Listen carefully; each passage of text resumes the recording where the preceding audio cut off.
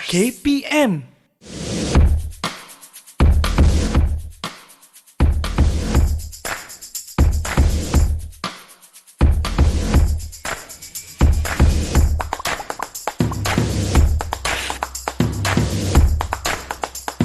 Okey, la tali taplum. Tam. Okey. La tali taplum. Assalamualaikum. Mak buat apa ramai-ramai ni kat sini? Waalaikumsalam cikgu. Selamat pagi cikgu. Cikgu banyaknya barang. Mari saya tolong cikgu. Okey, terima kasih dah Akmal. Banyak sangat barang saya nak bawa hari ni. Ni cikgu Saya punya ingat kat beg. bahu saya. Mari sini Okey, cikgu. minta tolong Asri, Zuraidi. Nak Zu.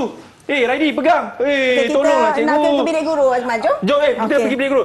Kereta dah kunci dah cikgu. Dah siap. Cikgu, hari ni cikgu balik pukul apa cikgu?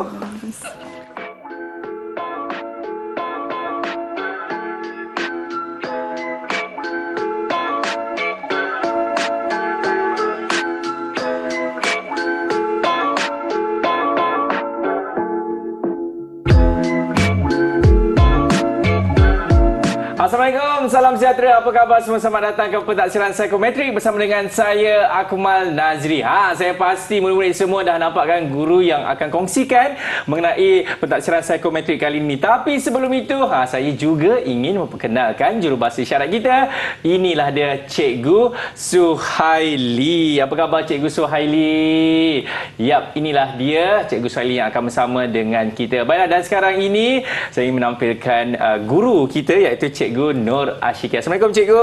Waalaikumsalam Akmal. Selamat datang ke Pentaksiran Psikometrik. Terima kasih Akmal. Apa khabar? Alhamdulillah sihat. Okey. Tutup apa tu? Catat sikit-sikit kan nak bagi Okey. penerangan. Baik Cikgu, di dalam Pentaksiran Psikometrik ni kan, saya pasti murid-murid juga tertanya-tanya, kejap, apa kaitan gimmick yang tadi tu yang ada seorang pelajar tu, ya Allah bagusnya dia kan. Okey. Membantu Cikgu dengan yang Cikgu nak kongsikan di dalam Pentaksiran Psikometrik ni Cikgu Nur Ashikin. Okey, Akmal, kalau kita tengok Jimik tadi, ada 3 orang murid yang volunteer nak bantu guru, tapi seorang saja yang volunteer ataupun yang suka rela untuk bantu guru. Yang lain tu macam terpinga-pinga dulu. Nak tolong ke tak? Okey, maksudnya konstruk menolong murid ini ataupun skor dia adalah tinggi dalam personality yang akan kita kupas nantilah. Okey. Itu antara kaitan dia dengan Jimik itulah yang akan kita mengenali pentaksiran psikometrik di bawah tajuk mengenali inventory trait personality pada hari ini. Ataupun lebih mudah kita panggilnya ITP, ITP ya. lah, ringkaskan. Kita ringkaskan ITP. Okey, Boleh. silakan. Okey, jadi saya cerita sedikit di mana kedudukan inventory trait personality ni ya. Dia di bawah pentaksiran psikometrik, di mana di bawah pentaksiran psikometrik ada 2 bahagian iaitu ujian personality dan ujian aptitude. Jadi ITP dan IMK ini di bawah ujian personality. Okey. Ya, di bawah ujian personality. Okey. Kalau kita sebut personality itu Akmal, apa yang Akmal boleh definisikan? Saya tanya Akmal ni. Kalau saya cikgu kalau dalam bahasa Inggerisnya personality ni ataupun karakter lah kan. Bagi seseorang itu bagaimana perwatakannya, adakah ianya beliau ni seorang introvert ke, extrovert ke, seorang yang rajin, mahupun kurang rajin ke dan sebagainya lah Cikgu Nur Ashikin. Jadi macam ni Akmal, personality ni adalah kepribadian dan juga perwatakan seseorang individu. Okey, jadi kalau kita tengok definisi trait personality ni, teori yang memperkenalkan kita panggil teori trait dan faktor. Teori trait dan faktor ini adalah andaian asas teori ini tentang personality adalah sifat yang stabil dan boleh diramal. Kemudian personality yang setiap manusia memiliki trait personality yang berbeza. Mesti orang macam Akmal lain, Cikgu Syikin lain, orang lain. Semua tu berbeza. Okey, kemudian ia juga adalah untuk mengukur kebolehan semula jadi. Kebolehan semula jadi dan kebolehan yang diperolehi seperti personality ni lah. Maksudnya personality ni adalah semula jadi daripada diri dia ataupun yang diperolehi daripada persekitaran luar ataupun ibu bapa. Okey. Dan juga inventory trait personality ini mendapat deskripsi yang tepat mengenai profil personality. ITP ni sebab dia adalah ujian yang ada skor.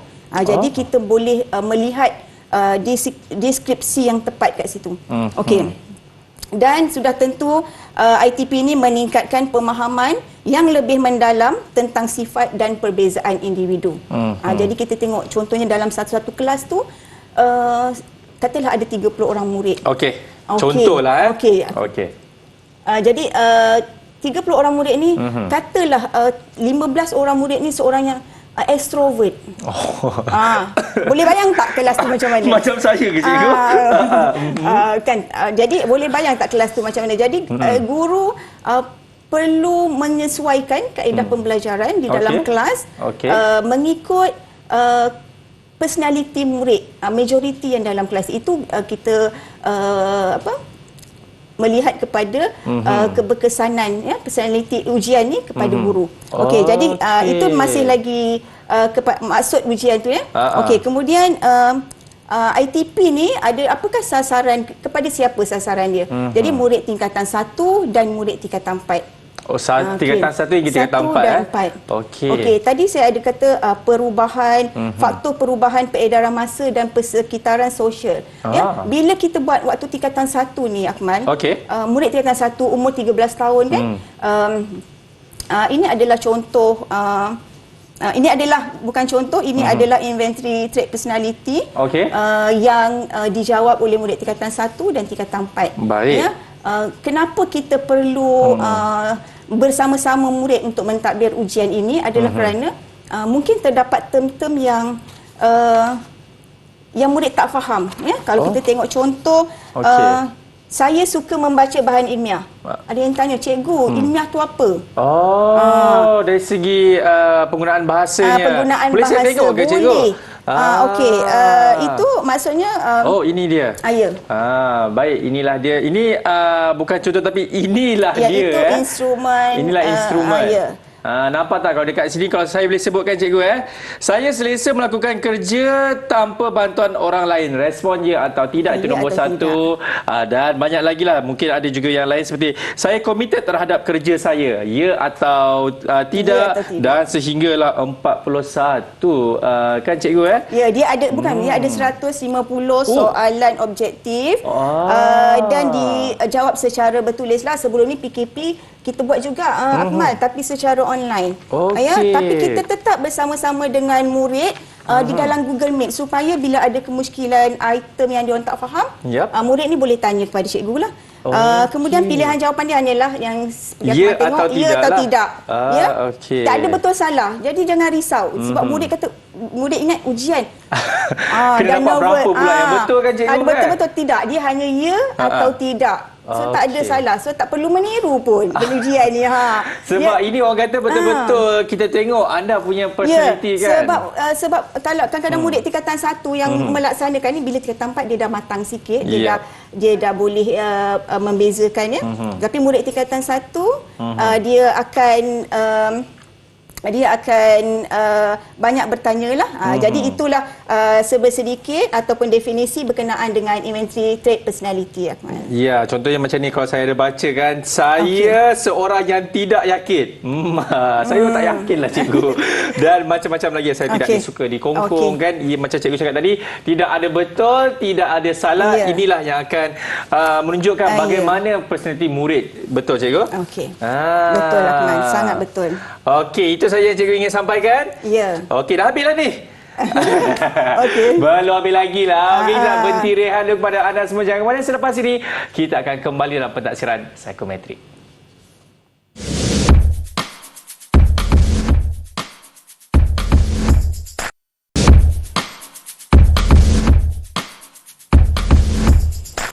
Baik, masih lagi menyaksikan pentaksiran psikometrik bersama dengan saya Akmal Nazri dan juga Cikgu Nur Rashikin. Cikgu, sekarang ni baru saya tahu kan kenapa ITP ini dilaksanakan. Kerana ia membantu guru-guru dan juga murid-murid di dalam kelas juga kan. Barulah guru-guru sekarang tahu, oh personality si Safi ni macam ni. Kita ingatkan dia kecoh kan. Rupanya Safi ni pendiam. Contoh, betul tak cikgu?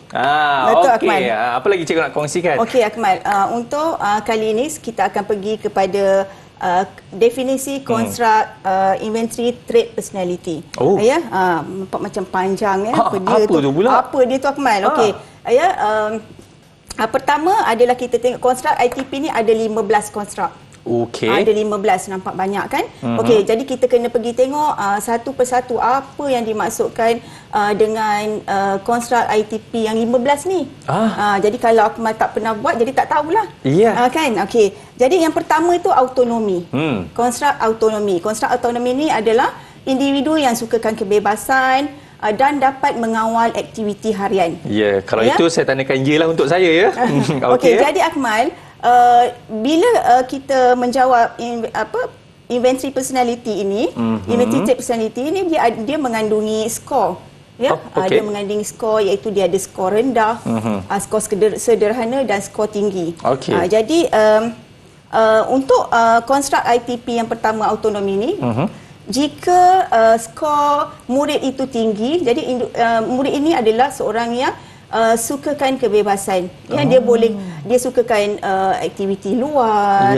Dia suka meneroka. Lebih kepada praktikal? Ya, betul. Okey. Jadi kalau skor rendah tu seorang yang macam mana? Seorang yang kebergantungannya tinggi. Dia mengharapkan orang lain. Okey. Dia seolah-olah dia tak boleh buat keputusan sendiri. Okey. Dia mesti ada orang yang akan support dia. Itu kalau dia skor rendah dalam autonomi ni lah. Okey, kita pergi pula yang kedua, ya Akmal, kreatif. Apa yang sebut kreatif mah? Kreatif macam kita lah cikgu okay. kan. Dia berkebolehan mempelbagaikan, ya, kebolehan mencipta, menghasilkan dan mengembangkan idea baru. Okey. Contoh Akmal, contoh kalau dalam kelas kita bagi aktiviti berkumpulan. Baik. Mesti ada seorang murid yang kreatif kat situ. Ya, biasa murid yang kreatif ni dia akan mengeluarkan idea. Mengeluarkan idea yang cepat bagi maklumat kepada murid lain. Dan juga kata idea kreatif yang luar daripada kotak. Okey, kalau kita tengoklah sekarang Akmal, Okey. Pisang goreng. Okey, pisang goreng. Sekarang ni dah macam-macam pisang goreng, betul tak Akmal? Betul, ada yang cheese, ada yang coklat. Okey. Lagi? Lagi? Ada yang tabur-tabur Milo macam-macam kan. Serbuk-serbuk tu kan. Jadi Akmal kat situ kita nampak, tapi dia mengekalkan yang asli. Masih ada goreng pisang yang asli Akmal. Betul. Jadi tapi sebab kreatif ni dia mencipta dan menghasilkan sesuatu yang baru, jadi dia maka jadilah goreng pisang cheese, goreng pisang tabur Milo, goreng pisang crispy dan sebagainya macam-macam. Itu antara maksud kreatif dalam, cikgu suka sebut nama produk yang tak ada kat sini cikgu. Dia terliur dah kan goreng pisang. Jangan sebutlah nama produk tu cikgu. Jadi konstruk ITP tu lah. Okey. Seterusnya agresif. Agresif ni individu yang terlalu kritikal terhadap orang lain. Dia lantang, maksudnya lantang bersuara, tegas, berani dan tidak dibenarkan dimanipulasi. Okey.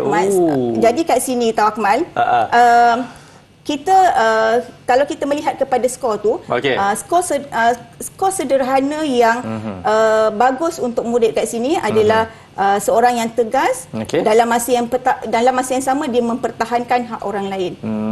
Dalam masa yang sama dia mempertahankan pendapat dan dalam masa yang sama menjaga juga hati orang lain. Kalau agresif yang tinggi tadi ni, dia tak peduli dah orang lain ni.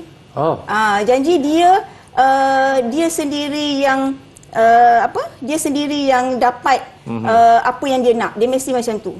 Orang yang agresif yang skor yang tinggi ni. Okey, seterusnya kita masuk pula konstruk ITP extrovert Akmal. Okey. Konstruk ITP extrovert, individu yang seorang yang peramah, selesa berada dalam kelompok orang yang ramai. Okey, jadi Akmal? Ya, saya. Macam mana? Akmal seorang yang extrovert? Saya tak tahulah cikgu kalau saya cakap extrovert. Jadi kena buat ujian ITP lah lepas ni? Lepas ni kita buat sama-sama cikgu.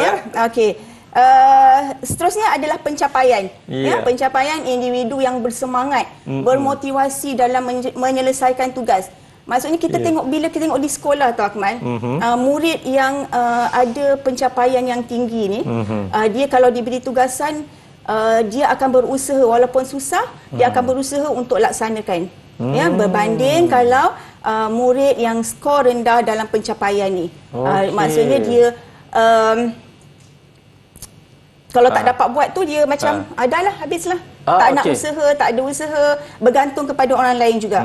Ya, okey. Seterusnya keenam, Akmal, kepelbagaian. Ya, kepelbagaian adalah individu yang mudah menyesuaikan diri dalam pelbagai situasi. Jadi orang yang tinggi skor kepelbagaiannya ni, Akmal, kita letaklah dia di mana. Murid ni ambillah apa pun aliran apa, dia mudah menyesuaikan diri dalam situasi yang diberi itu, ya. Okey. Seterusnya, Akmal, konstruk ITP intelektual. Maksudnya adalah individu yang minat kepada aktiviti yang mencabar intelektual, aktiviti kognitif dan juga ilmiah. Kalau tengok dalam kelas, murid yang intelektual tinggi ni, yang cerdik, yang pandai, kan, yang orang kata ulat buku lah. Dia kan dia suka bahan ilmiah, membaca, mengkaji macam tu. Okey, seterusnya, Akmal, adalah kepemimpinan. Leadership kan orang kata. Okey, leadership. Penting tak dekat sekolah benda ni? Penting, cikgu. Lagi-lagi siapa nak jadi pengawas kan, ketua kelas, ketua pengawas. Jadi, Akmal, kalau di sekolah untuk kepemimpinan ni kita buat ITP, ujian ITP ni kita buat juga untuk murid yang memohon untuk jadi pengawas. Sebab kat situ kita boleh lihat kepemimpinan dia tinggi. Betul. Kalau kepemimpinan dia rendah ataupun skor dia rendah, so macam mana dia nak mengawasi kawan-kawan yang lain, membantu guru untuk mengawasi kawan-kawan dia yang lain, kan, Akmal? Okey, jadi dan juga contohnya kita dalam aktiviti dalam kelas, kan, orang individu ataupun murid yang kepemimpinan dia ni tinggi, dia boleh conduct sesuatu, macam kalau kita bagi tugasan, dia sendiri yang akan volunteer, dia sendiri yang nak jadi ketua. Dan orang murid yang kepimpinan dia tinggi ni, dia tak suka dipimpin. Tak suka dipimpin lah. Kan, dia nak jadi ketua. Okey. Berbanding yang rendah lah, yang skor rendah dia selesa macam ikut je arahan, kan, kalau terima sahaja arahan dia. Okey, seterusnya konstruk ITP yang seterusnya adalah struktur. Struktur adalah konstruk ITP yang ke-9, iaitu individu yang sukakan perkara yang teratur, kemas dan teliti. Maksudnya dan berperaturan. Kalau dia buat perkara yang rutin pun, hari-hari pun tak apa. Ini orang yang berstruktur. Tapi dia seorang yang teliti lah. Contohnya, bila masuk, ada murid yang masuk dalam bilik saya, dia akan automatik kemas buku, kemas kasut, susun kasut di luar. Ini dia seorang yang kemas dan teliti lah. Dia akan tengok benda tu, dia sakit mata. Orang struktur ni, kan. Orang panggil OCD juga. Lebih kurang? Ada juga benda tu. Okey, seterusnya, Akmal, sebab kita kena yang bahagian seterusnya itu resilient. Resilient itu adalah individu yang cekal dan bermotivasi untuk menyelesaikan semua tugas. Maksudnya bila diberi tugas kepada murid ini, dia akan menghabiskan sehingga yang terakhirlah. Okey. Seterusnya untuk konstruk ITP menolong ni, Akmal, macam kita tengok Jimik tadi, ya, orang yang menolong ni dia memang lahir daripada hati. Dia volunteer, dia tak perlu ditolong. Siapa nak tolong cikgu, dia sendiri, ataupun tak perlu ditanya, tak perlu tanya dia. Cikgu nak tolong tak angkat beg, cikgu nak tolong tak bawa buku dan sebagainya, kan. Dia itu orang yang skor yang tinggi dalam konstruk menolong tadi. Okey. Seterusnya, Akmal, kritik diri. Ini yang kita akan bagi perhatian nanti. Kritik diri ni ada dalam skor dalam konstruk ITP ni, di mana individu yang tidak stabil dari aspek emosi dan psikologi. Dia rendah diri, dia pemalu, dia rasa tak berkeyakinan untuk bercakap, ya. Okey, dan seterusnya adalah wawasan yang cikgu, sebelum kita pergi ke wawasan, analytical tu sebenarnya apa, cikgu? Okey, minta maaf, analytical, Akmal, adalah individu yang suka membuat pemerhatian dan menganalisis sebelum membuat keputusan. Okey, murid yang analytical dia tinggi ni, dia tak akan terus bersetuju tau, Akmal. Dia fikir dulu. Dia fikir, dia mesti ada bukti, ada fakta. Kenapa nak buat benda ni? Kenapa perlu? Apa risikonya? Dia analisis dulu. Okey. Itu yang Akmal berkenaan dengan artikel. Okey, kalau wawasan cikgu? Okey, wawasan individu yang berpandangan jauh lah. Ada visi, ada misi, ada target dia nak buat apa. Maksudnya perancangan dia. Contoh ada murid tingkatan 2, dia kata, cikgu nanti tingkatan 4 saya nak ambil aliran sains. Saya nak jadi engineer contohnya. Saya nak jadi, maksudnya mereka ini dah tahu dah apa yang mereka nak capai. Murid yang ada skor wawasan yang tinggi ni. Okey, dan yang terakhir Akmal, ketelusan. Ketelusan. Okey, apa yang dimaksudkan ketelusan? Dalam banyak-banyak konstruk, apabila kita menjawab inventory ni dalam ni, kalau kita tengok yang terakhir tu Akmal, yang baris yang terakhir tu adalah 15. Yang nombor 5 adalah ketelusan. Maksudnya menunjukkan ketelusan dalam memberi maklum balas terhadap item ujian. Maksudnya bila murid menjawab ITP ini tadi, sama ada kita tahu dia jujur atau tidak. Maksudnya kalau dia jawab secara tak baca, dia tanda je ya semua. Tak telus lah tu. Tak telus lah. Jadi skor yang ketelusan ni adalah 1 je, dia tak ada tinggi rendah. Maksudnya kalau 50 hingga 99, maksudnya individu ni dia tidak bersungguh ataupun telus semasa menjawab. Okey, itulah dia mengenai ketelusan cikgu. Konstruk ketelusan. Baik. Itulah 15 konstruk ITP yang ada dalam inventory trait personality yang membantu guru-guru, membantu murid untuk mengenal potensi diri dia. Okey, dan saya pernah nampaklah potensi saya yang mana kita kena berhenti rehat dulu cikgu. Itu potensi boleh. Saya nampak tu. Okey, daripada anda semua jangan kemudian selepas ini kita akan kembali lagi dalam pentadsiran psikometrik.